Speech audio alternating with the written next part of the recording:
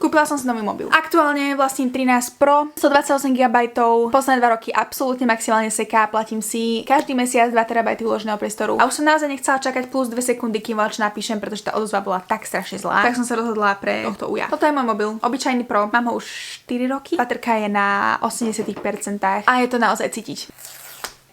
A prečo takúto farbu? Preto, lebo to bol jediný dostupný. A chcela som ho naozaj, že hneď. Som nečakala takýto jumpscare, že to bude rovno hneď tu. Čau môj. Ja som sa strašne bála ísť do Max, ale chytala som si ho v obchode a bola som taká, že nie je to až také hrozné. Bo som sa toho bála, že to je veľké. OK, bojím sa. Čo mám robiť? Proste kábel a pichatko. Dobre?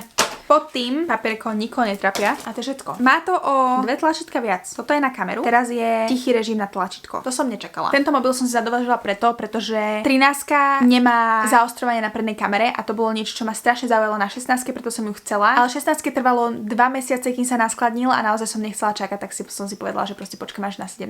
Ináč by the way, volala som na tento mobil včera, pondelok o 11. Spravili sme objednávku, povedala, že do 3 dní to tam bude. A dneska o 2 mi prišla SMS, že už tam je. Takže veľmi cool. Na to, že všade inde, kde som sa pýtala, tak to bolo, že mesiac plus čakania. Toto som podľa mňa vychytala skvelo.